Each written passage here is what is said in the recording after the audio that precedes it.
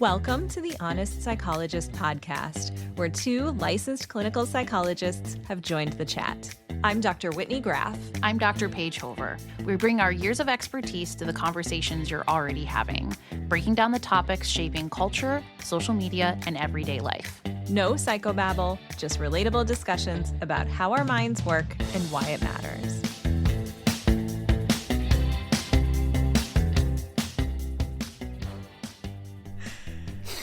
Oh, man. All right. Hello, Dr. Hover. Hello, Dr. Graff. How are you? I'm fine. This has become our way of starting as we greet each other. Yes. With our official titles. Yes. Because they are official. Yeah. Obviously. Do you want to say anything about your life? Anything new? Oh, no. No. No. I feel like I'm jovial, but I was very cranky on my way in here, so I feel like I'm ready to turn it around and talk about something else and not what I'm cranky about. Yeah, but that's like an opposite to emotion action. That is like my favorite. I've been thinking a lot about that, what you've been saying with that. And I'm like, okay, opposite to emotion action, because I was cranky this weekend too. But it was actually a decent weekend, but. Yeah. Well, I would like to announce that my kid made her own cereal with milk. Whoa. Big deal. Did you? Yes. I think like having, just talked to other parents, or like there was a plot line about this in a sitcom. I think this is like a moment. Oh, it is. It's a milestone when your kid makes their own cereal with milk, and she doesn't even eat cereal with milk, which is so weird. But like, this was yesterday on the weekend. It was just her and I, and it's like unstructured. So it's like, when is lunch? I don't know. So I had made my own plate. I was hungry. And there is just this rule with little kids where if you get yourself something to eat, they can like read your thoughts, or they smell it or whatever. And they're like, now get me something. Mm-hmm. I just sat down. Mm-hmm. So I was like, I will get you something to eat in 5 minutes. She goes, fine, I'm going to get my own. Great. So how did you feel about that? Because I have a story. My mom has a story that she tells, but I want to know how you. Well, so I mean, this like I'm trying to get her to do a few more things independently, if only just to know what she can and can't do, and because I'm so tired. And so I was like, fine. And I sat at the table and I had my back to the kitchen and I hear some sounds and I'm like, I wonder what's happening. And she comes out with this little kid mug. It was a mug. It was so cute. And it's filled with the perfect amount of cereal and milk. She goes, I made my own cereal. And I was like, oh my God. And I said, did you spill the milk? She goes, no, but I poured from the big container. Oh, whoa. Big milestones. Yes. Yes. So it was amazing. Yes. I took a picture of it. Poured her own cereal and milk. So I know the moment that I made my own lunch very vividly, because my mom tells me all the time that's how she decided she was going to have my brother, because I got up and I made myself a peanut butter and jelly sandwich. What? And I got a juice box, and she said she just cried. How old were you? Oh, well, my brother is 3.5 years younger than me, so I think I was like 2.5. Whoa. Yeah. You're a very capable 2.5. Yeah. My kid's 4.5. And that's why she was just like, she's not my baby anymore. The story is I made the sandwich. She was so proud of me, but then she went and cried. And then my dad came home and she's like, she made her own sandwich. I want another baby. Oh, so classic. And I'm having the opposite reaction. Yeah. I don't want to have. Nope. I'm so glad. Yes. This is amazing. And I do think that it's going to hit me maybe, I don't know, in a year or so, when she's doing more without me. All of a sudden, I'm going to find myself, like, we went to a party this weekend and I found myself, like, she went off and played with the other kids without really saying anything. She just kind of disappeared. And later they're like, oh yeah, she's in the basement with the kids. And I'm standing there like, I don't know what to do. And I think it's gonna hit me, and I'm gonna have a grief reaction. I'm of sure, like, yeah. My baby doesn't need me, Mm-hmm. but it's not gonna make me have another kid. Yeah. My mom always wanted 3, so it was just a matter of time before. Oh, she ended up with 2, though. She did end up with 2. I think. Glad I don't have 2 siblings. Man, siblings. Well, so that was my update. So today we were going to talk about, I was going to update you on the research I've been doing. Okay, All great. right. Well, so this is for a presentation I have coming up where our question is something along the lines of, what's the role of emotions in decision-making and critical thinking? Oh, and what's the presentation for? So this is for, this is a conference. It's called Heterodox Academy. Heterodox Academy? Yeah, or HXA. Okay. And it's mainly for people in higher ed. So Okay. It has a lot to do with like they'll look at a lot of like teaching methods, and the overall thrust of it is like, how do we have in our classrooms, especially in higher ed, like at the university level or the graduate level, but sometimes, maybe high school too, but how do we have open conversations in the classroom? How do we combat self-censorship of students? People feeling like they can't speak their minds openly. Okay, yeah. Students feeling like any sort of debate must be a bad thing. Okay, yeah.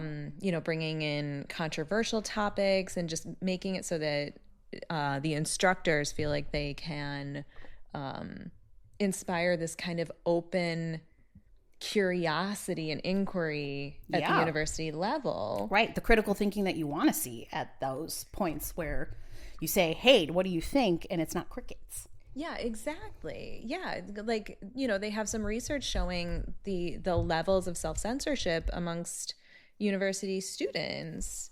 It's super high sometimes, because it's like, oh, am I going to have the wrong view? Or, are all my classmates going to ostracize me? That's a good point. But if these are the future leaders in corporations or in government or people who want to innovate, then we only get innovation because people have challenged either the status quo or they've tried to look at something from a new lens. So anyways, so That's amazing. Yeah, so that's the conference. But so I'm partnered up with a friend of mine who she teaches at the undergrad level, and then I teach graduate. But How does she like teaching at the undergraduate level? I think she likes it. Okay. I've thought about like it her sometimes. job. Sure. I've thought about doing it sometimes, and then I'm like, ooh, I don't know. I don't know what the difference would feel like for me as far as a graduate level class versus an undergraduate level class. So I'd be curious to know. Yeah, I've never actually taught undergrad. But, so we basically partnered up and we're like, what do we each bring to this? So we're kind of combining our expertise. So she's got an exercise she does where she helps the students look at a decision that they have to make. So here's a scenario. You've been entrusted with deciding what our, group, our community, our organization is going to do. So weigh the pros and cons of these different options. Look at the research. How will you weigh the research? So then what we're going to do in our workshop is we're going to have the attendees do the basic one like that quickly, and then kind of flip it and introduce a decision that's much more emotionally loaded. Ooh, okay. So then our initial outline says, Whitney says stuff about emotions here. Okay. So I'm like, okay. Which turned out to be a really, really big topic. But I stumbled on this book. It's called Emotional: How Feelings Shape Our Thinking. How are you liking the book? I love it. I read the whole thing. Okay. And now I'm kind of going back and reading it again. The author is Leonard, I think it's pronounced Mladenov. This is fantastic.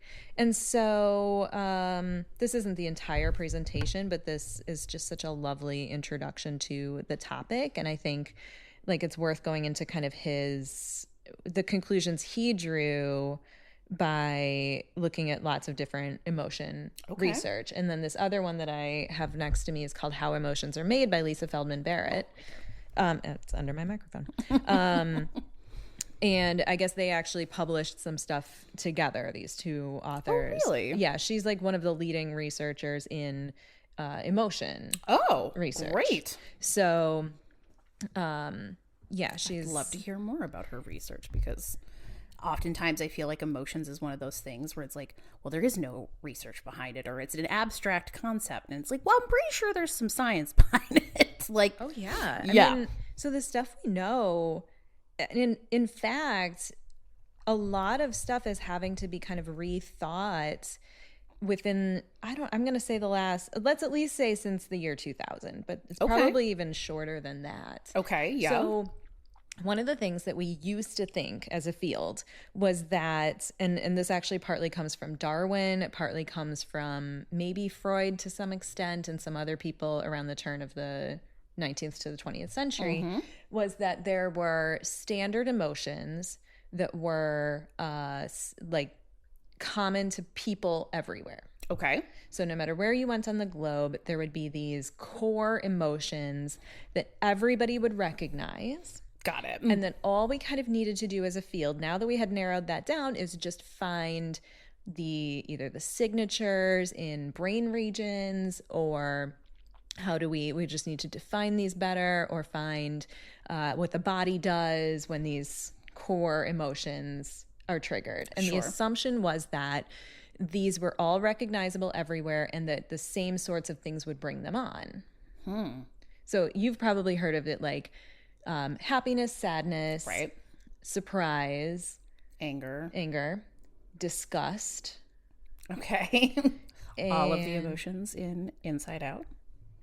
And there's one, see, it's like the seven dwarfs problem. Like, you can never name all seven. You can name six, but not all seven. Yes. It'll come to us as soon as I stop thinking about it. Yeah. Maybe worry, or I should look it up. Fear? Oh, fear. Yeah. Thank you. Honestly, I was like, which one of them ones did we not? Oh, fear. Yeah. We're there. And so they kept looking for like the signs of this kind of scientifically, but the problem was that the more you looked for it, the more you couldn't find it. It's actually not the case. Okay. That there are core emotions recognizable to humans anywhere on the planet. Okay. And it's because, I mean, it's partly that you can kind of picture this. If you talk to somebody, maybe they just experienced a loss. Like maybe they just attended their grandfather's funeral. How do you feel? Well, they might mention that they feel sad, but they might also mention it was great to see everyone there. Right. And they might sort of describe a sense of like warmth of like, you know, my grandpa lived a great life, and I feel like we really honored his legacy. And so even something as simple as losing a person that you love doesn't give you this pure experience of one emotion. Got it. Right. Like everybody's experience or perception of that event is different. Yep. It's like a messy mix of different feelings. Like rarely are they pure. And then you could also kind of imagine that if you went and found lots of different people and asked them about a similar situation, okay, like you're about to go hang gliding, how do you feel? Some people will say fearful, like nope. Yeah, I'm a big nope on that. Big old cup of nope. No, like heights or falling for me. Yeah, no, the free fall, the roller coaster. Oh, God, no, thank you. I hate it. I envy people that enjoy that feeling. I had somebody just talking to me about how they like that feeling, and so turbulence is actually fun for them. And I'm like, I would really love to bottle that and be able to have that for myself, because that feels awful to me. Like, yeah, and that's not super common, but I'm not actually that surprised to hear it. And or think about like the feeling you have when you're in the line waiting for a ride at an amusement park, especially as you get closer to it, you get this weird activation in your body that some people will label as excitement. Yeah. And some people will label as fear. Yep. They are, so that sort of bodily feeling is not one emotion. Yeah. I remind my clients of that all the time when they're trying to cope with anxiety. Like if they're working on anxiety, I'm like, well, just so you know, sometimes it's excitement. Like if you take those words out of it and you just focus on what your body is doing and feeling, that it could be fear, it could be anxiety, it could be excitement, like all of the same. So remember that. Exactly. They love that. Yeah. And so Lisa Feldman Barrett talks about this as like if you picture a grid of like 4 squares, or you picture make a plus sign and then add an X on top of it so that you divide like top to bottom, left to right, and then diagonal. Yep. So you can essentially map the sensations your body is giving you onto, does it give you more energy or less energy? Do you perceive it as positive or negative? Does it feel bad or good? Does it energize you or sort of de-energize you? Okay. Mladenov describes this in terms of core affect as being kind of this like a baseline feeling that you're walking around with all the time, as sort of like a foundational sense of like, do I feel yeah or do I feel you know, is it like or is it Yeah.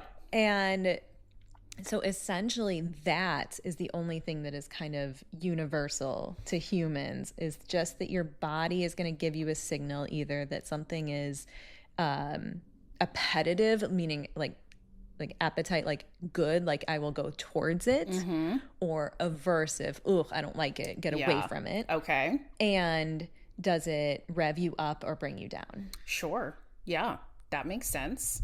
It's also much more like, I was just thinking as you were talking about that, like how culture is missed out of that initial interpretation. It's just like, wait a second. It's like, no, there's so many different ways in which different emotions are expressed or interpreted, or how you communicate or how you feel, or what, you know, like what feels, there's so many factors that you have to elicit. Like you can't just, well, you feel angry and that's going to be a universal feeling. It's like, no, that's going to be very different.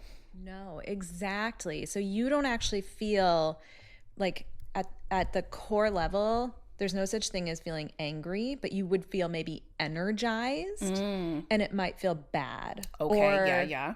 I mean, that actually might be kind of hard to say one way or the other. I'd have to I wonder what the research says, but you would get this burst of energy to protect maybe what's yours. Yeah. You know, like an animal might, like bare your teeth. Yeah. But then we, as people who have thinking brains and who can reflect on our own experience, then we say, I feel angry. Right. So we label it once it's already happening within us. Yes. Right. We make an interpretation, I'm mad for this reason. But that is actually the slowest process. The fast process is just your body activates. Sure. Yeah.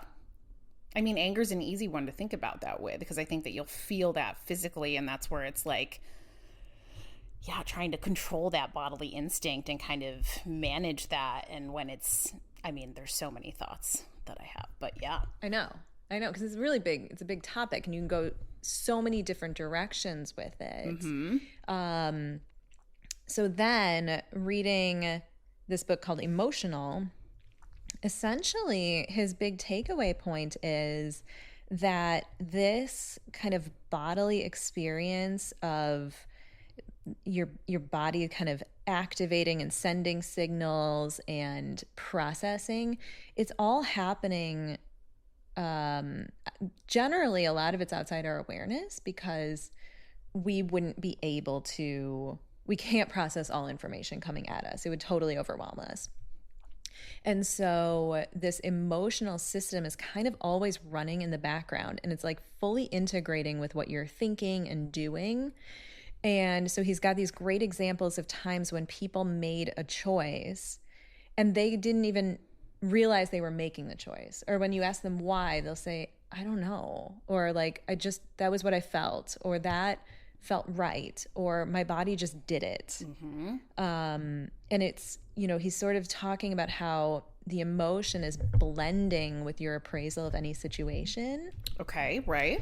And it's steering you. And so there's really not this kind of stark line. You can't draw a line in between your rationality, what you think, and your feeling emotionally. So like at the end of the book, maybe I'm spoiling this, but I mean, it's not a thriller. It's not a whodunit. Not a whodunit book. He has to make his own decision. He writes about it, which I think is such a nice touch to add.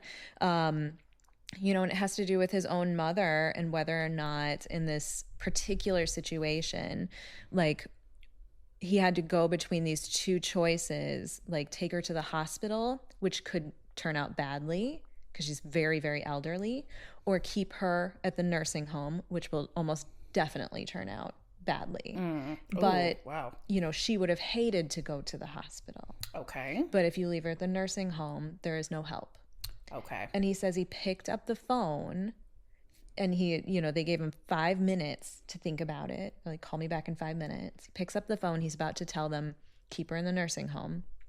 And then as his mouth is saying the words. He has like a visceral reaction. Yes. He says, take her to the hospital. Wow. Yeah. And that ended up prolonging her life. Wow.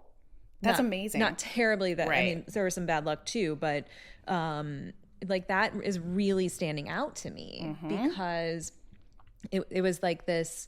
And he has these other examples too of people in these situations where they're making split-second decisions. They're in high-pressure situations. They're in life and death situations, and their emotions are informing what they do. That's so nice because I feel like we always see it the other way where we want to have emotions sit in the back seat. They are clouding your decision. They're the noise. They're all of that when it's more so kind of, I kept thinking about like the mind-body connection or the idea of like trust your gut, like because your gut is your body and your emotions and it's all together and sometimes it speaks for you. Yes. That's amazing. Yeah. So like the big takeaway from all of this is you couldn't separate it even if you wanted to. It would be impossible to only think and not feel. So do they talk about anger management classes in that? They talk about some anger management, yeah, but not like the classes. Well, I'm just thinking about like the whole idea about it, right? Like I don't do it I don't teach those or really got into it, but I just think about the whole idea of, oh, we'll separate the emotions and turn down the emotions and we got to change the behaviors. And, like some of this I think would a little bit turn some of that on its head. Yeah. Maybe. Like, okay, so you can't separate the two. And you wouldn't want to because you would actually make worse decisions if you didn't have emotions. Like if you're a psychopath and you can't empathize, look at, the decisions you might make towards other people and how that might affect your life. Right. And so in terms of anger management, like there is a whole chapter on emotion management because, it's not dogmatic, like we have to love all emotions all the time and whatever you feel is right no matter what, and it's just what you feel, so just go with it no matter what.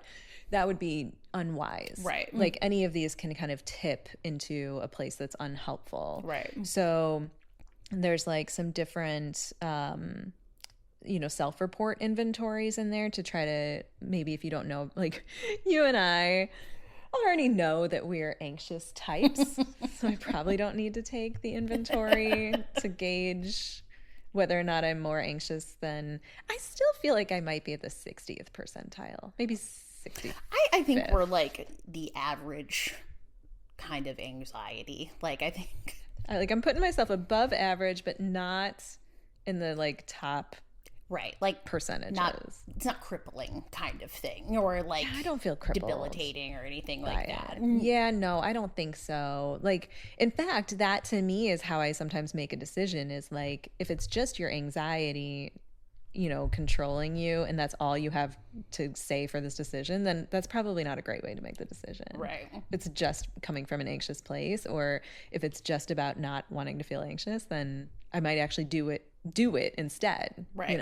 So anyways, so like when emotions are too strong or when we are acting only according to emotions, then we need like emotion management strategies.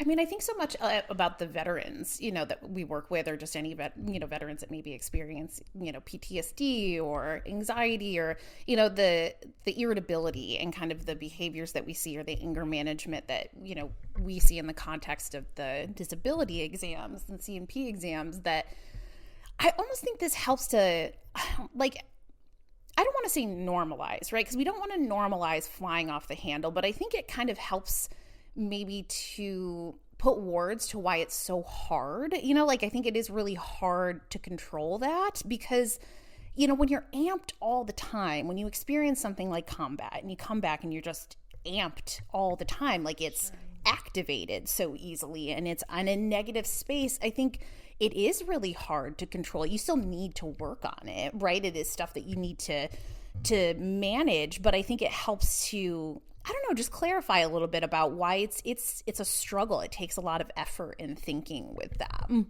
Yeah, I mean, as you're saying that, I'm thinking about how I think a lot of people will see the logic that if you went to Afghanistan in 2008 and you were there for, a year or even 6 months or whatever, the environment, the sort of constant threat, the constant being woken up or being interrupted, the alarms and the threat, that it's shaping your alert system.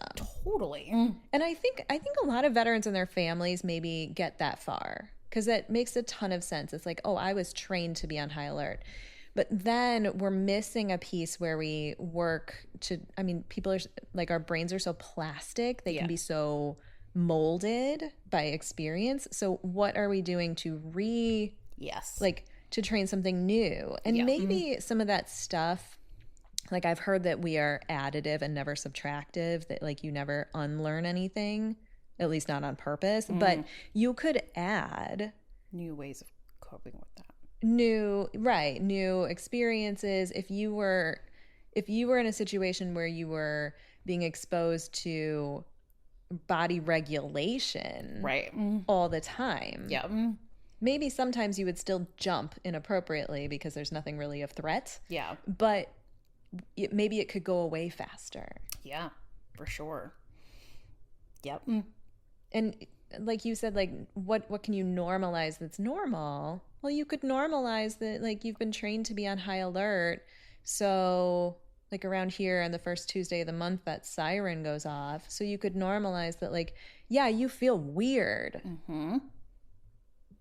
I like that, though, of the idea. When it happens. And then, you kind of come down because you said, oh, I know what this is. I get this. I can understand why I'm doing this. It's not strange. It's actually just, go ahead. Or you can prepare for it, right? A little bit of like, hey, that's coming, so I need to bolster some body dysregulation around this time. I need to, I don't know, it sounds silly, book a massage for that day. Or if you know what time it is, try to build things around that, like have some Zen moments or things that help you relax. Maybe whatever that activity is that helps to bring that down, or adding, like you said, the opposite reaction, right? If it's fear, do something that's really exciting for you that day, like really fun, or something that you're, try something new, or, like, I don't know, like a hobby that you might, and we're getting into lots of things. I know they struggle with hobby building and having that, but there is things that you can do to kind of combat that kind of idea. And I think that that's a really good way to kind of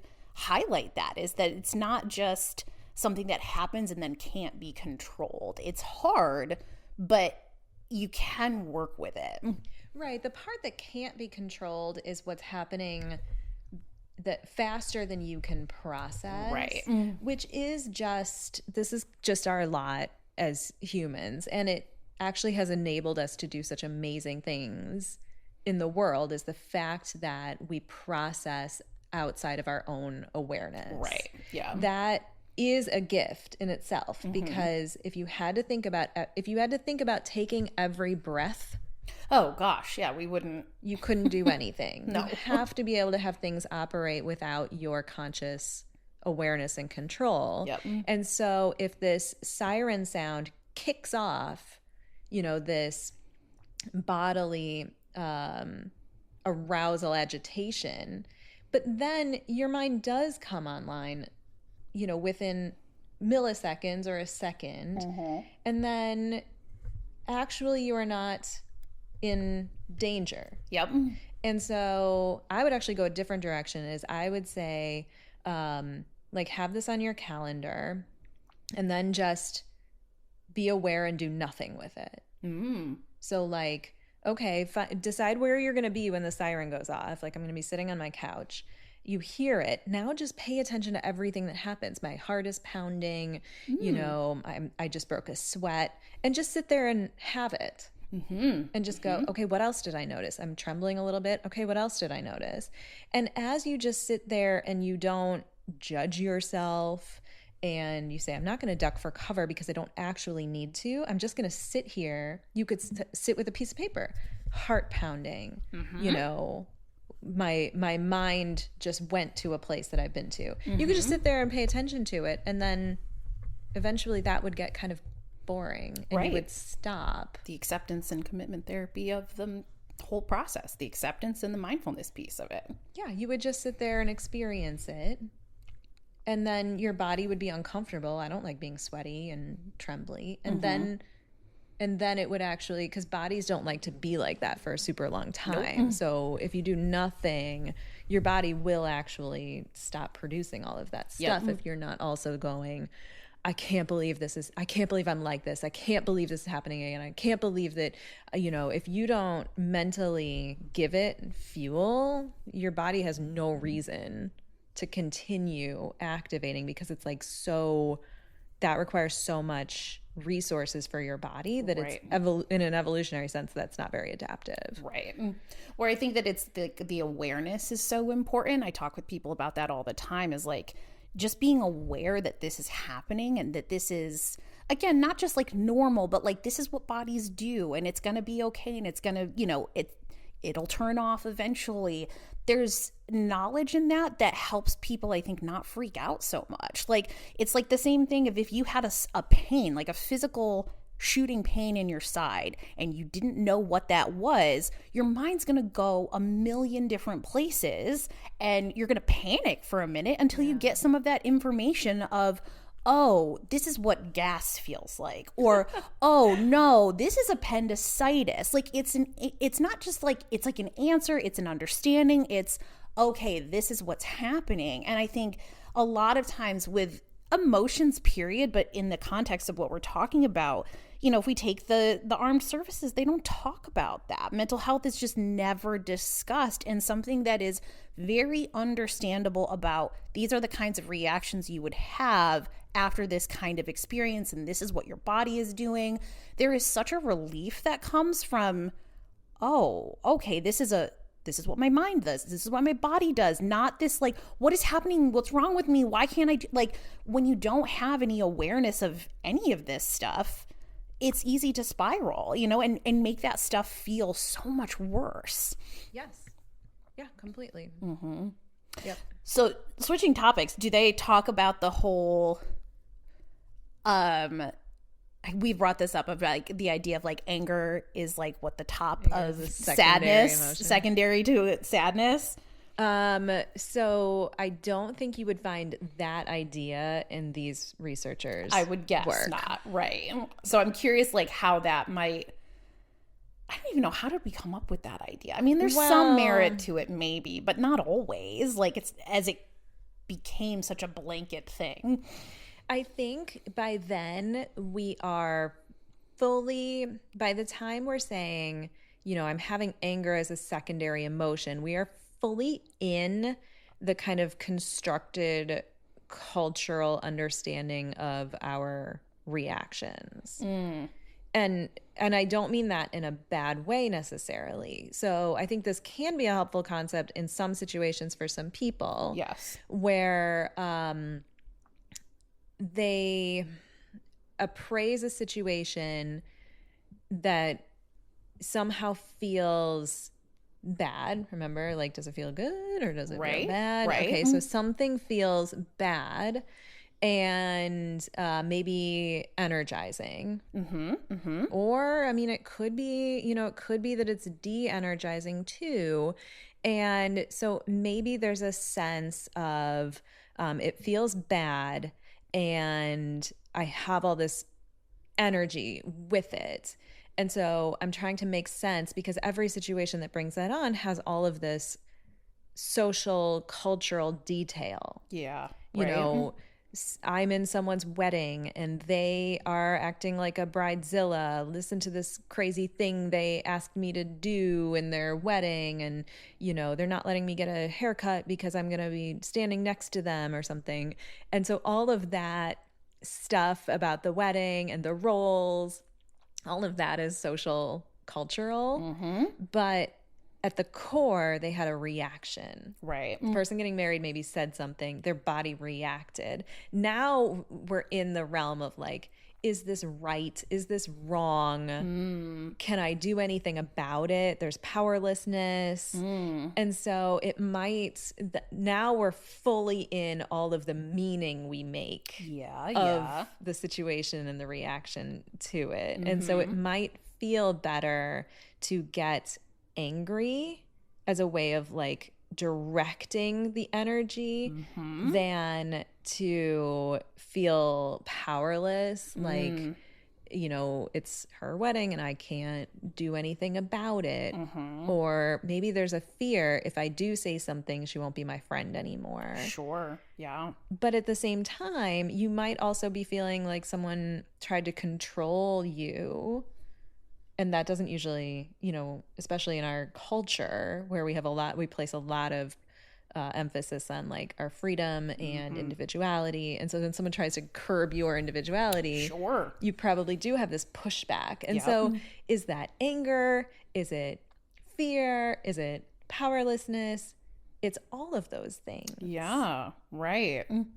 And so depending on the person, if they've had a lot of experience expressing anger, you know, in a very direct, concentrated way and having that work out for them, then yeah, they're probably going to get mad and say something. Somebody else bringing their own life experiences to the same situation might say nothing.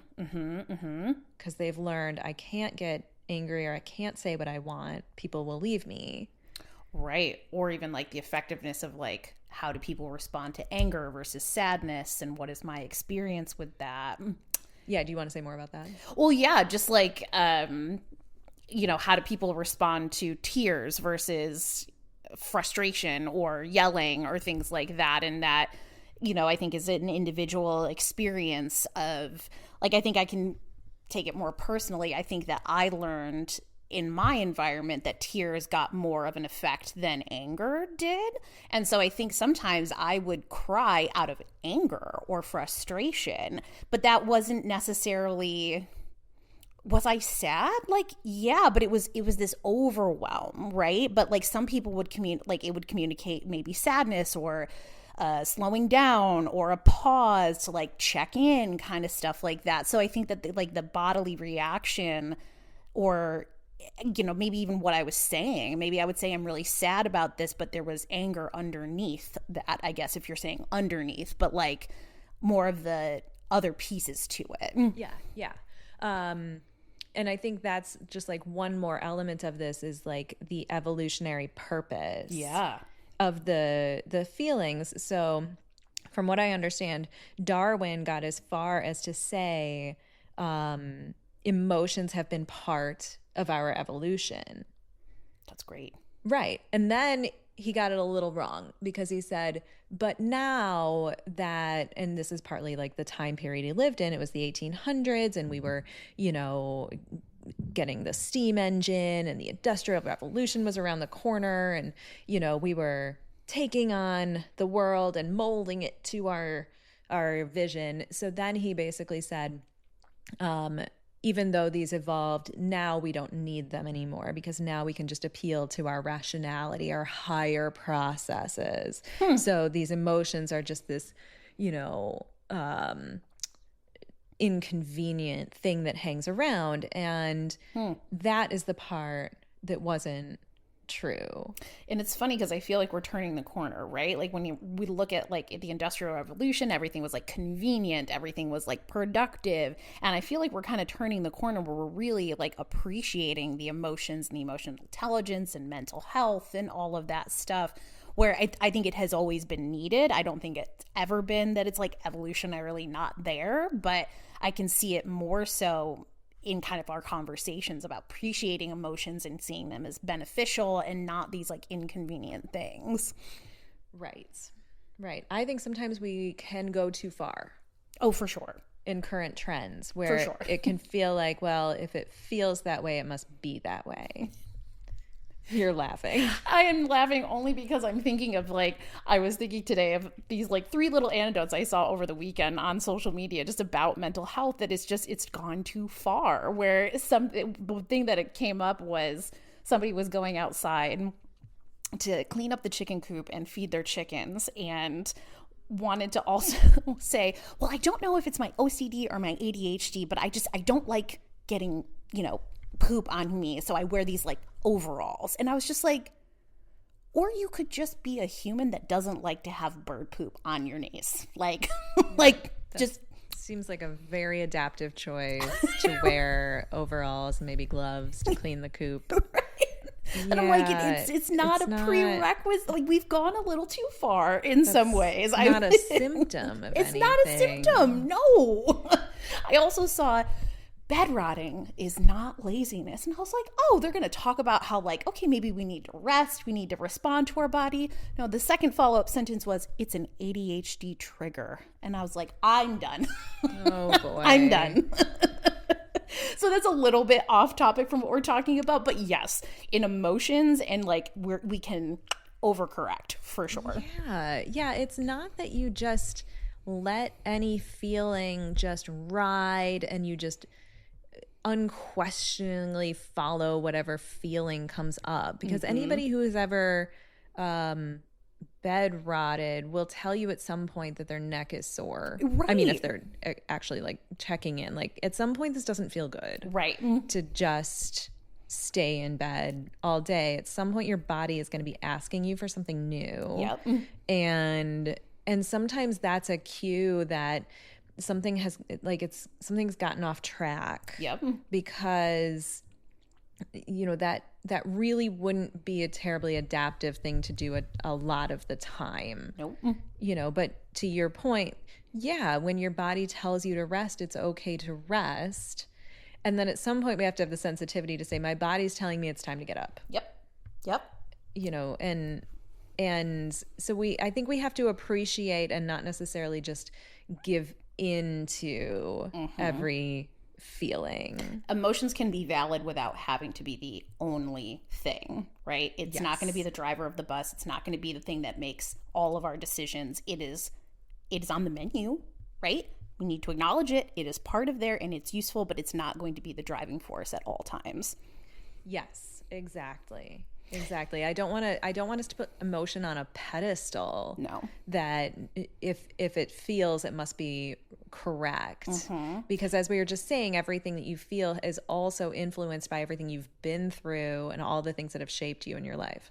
I find that a lot of people, when I'm working with them around their anxiety and helping them, they get this like frustration of like, well, wait, but like it feels bad and I've avoided it all this time, but now you're telling me that sometimes it just feels bad and that's just what it is, right? It's not bad. It's, maybe I'm doing something I am a little nervous about or maybe very nervous about, and I can still do it. Like that doesn't mean I don't do it. And I think the idea that bad, if it feels bad, then it is bad kind of thing. Yeah.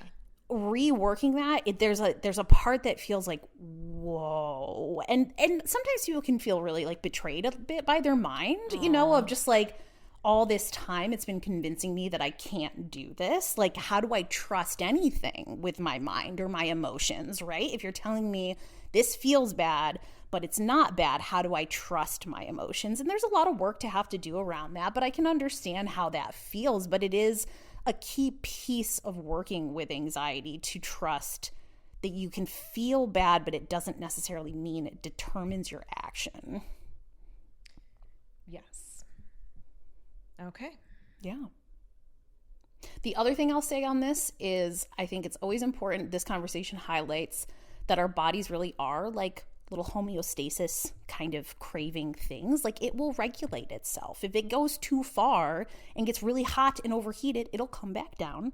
If it gets too sad or tired, eventually you'll rest and you'll want to get back up kind of thing. That there's like this ebb and flow and it'll, it's like your own little biodome. Yeah, I mean, that's, I think, part of the argument for some of the basic taking care of your body stuff is that you want it to be kind of running in a way that will serve you.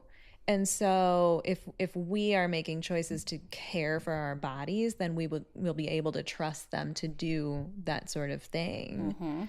Because like once you have appreciation for how much it's doing without your awareness, yeah. I mean, it's not that different. I mean, okay.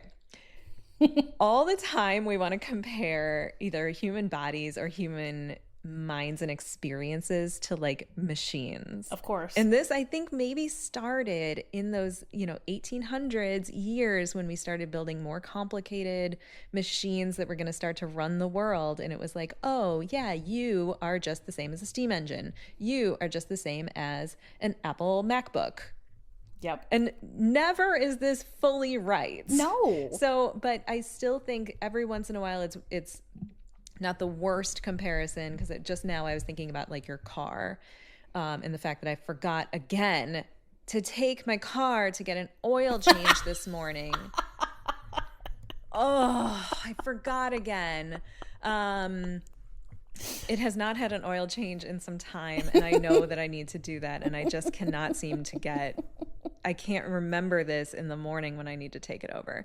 So, but like you get the oil changed, you keep the tires inflated. If we are doing things like doing our best to get, some exercise, some rest, some nutrition, then we'll be able, like you said, to trust our bodies to try to seek that kind of equilibrium. Right. Without necessarily having to micromanage every feeling that we have. But I think that where the comparison goes, I think the idea of a machine, I think, is like optimal, right? We know exactly how much this needs to run at an optimal level. And if we keep it at this, we will always be running at an optimal level.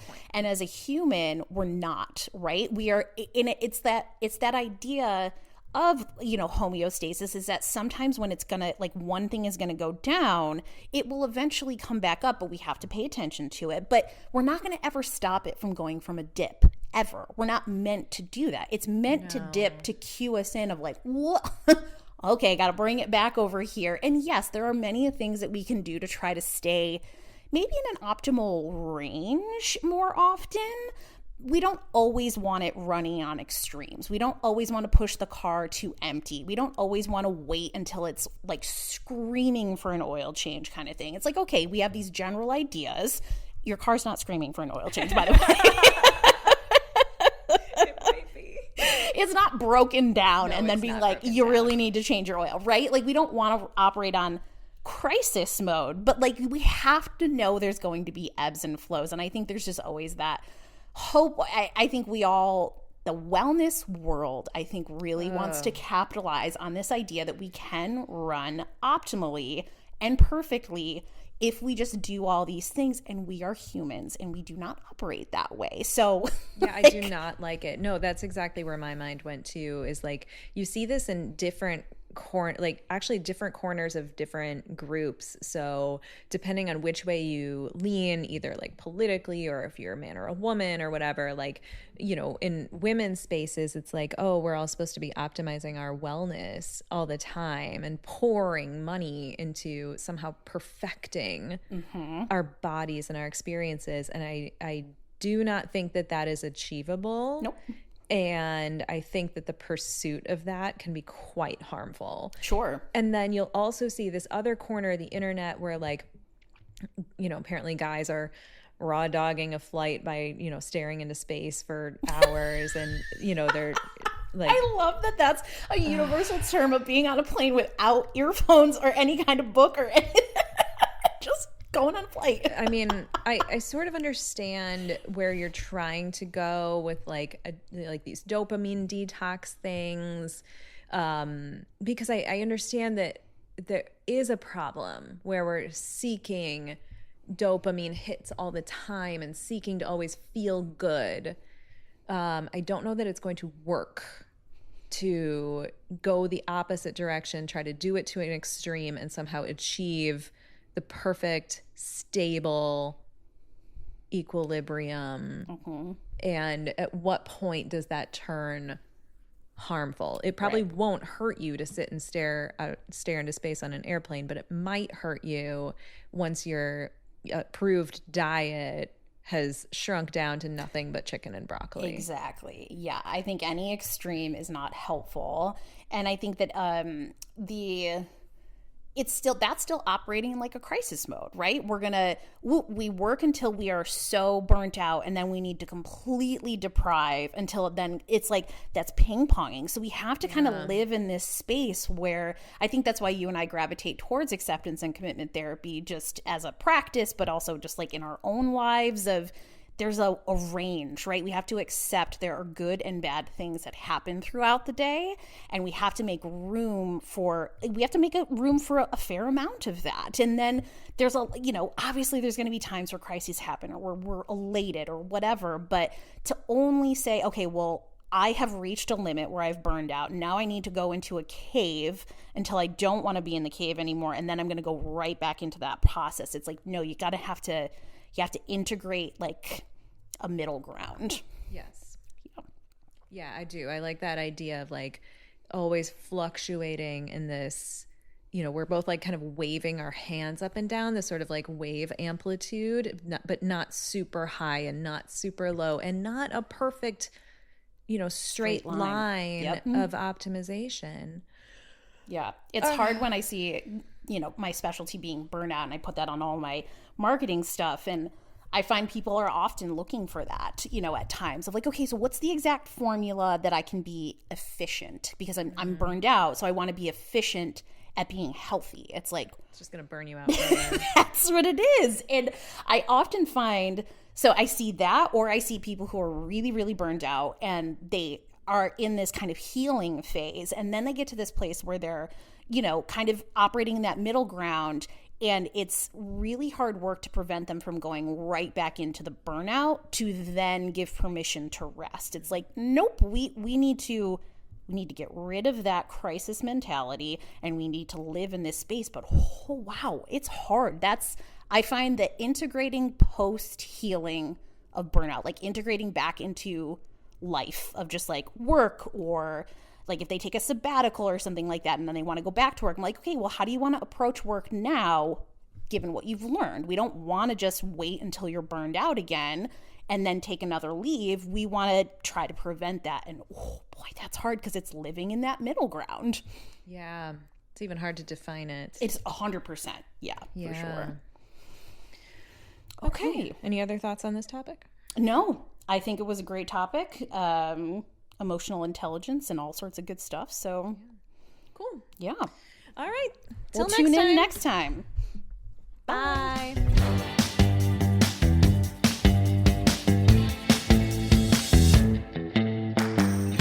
This podcast is for informational purposes only. It is not a substitute for treatment of any kind.